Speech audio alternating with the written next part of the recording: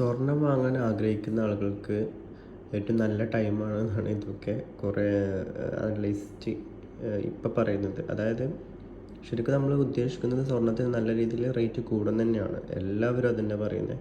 എല്ലാ ഫിനാൻഷ്യൽ അനലിസ്റ്റുമാരും പറയുന്നത് ഇപ്പോൾ സ്വർണത്തിൻ്റെ വില കൂടും തന്നെയാണ്.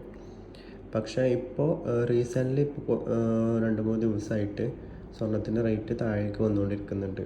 ഓക്കെ, അത് ഇനിയിപ്പോൾ ഒരു എന്താ പറയുക, ഒരു സ്പേസ്, ഒരു ഗ്യാപ്പ് ഇട്ടിട്ട് പിന്നീട് അങ്ങോട്ട് പോകുന്ന മാർക്കറ്റൊക്കെ പോകുന്ന പോലെ പോകാൻ ഒരു പ്ലാൻ ആയിരിക്കാം, അല്ലെങ്കിൽ അത്തരം ഒരു സിറ്റുവേഷൻ ആയിരിക്കാം മിക്കവാറും. അപ്പോൾ സ്വർണം വാങ്ങാൻ ഉദ്ദേശിക്കുന്ന ആളുകൾക്ക് ഇപ്പോൾ സ്വർണം വാങ്ങുന്നതായിരിക്കും ബെറ്റർ എന്നാണ് ഒരുപാട് ആളുകൾ ഇതിനെക്കുറിച്ച് അഭിപ്രായം പറയുന്നത്.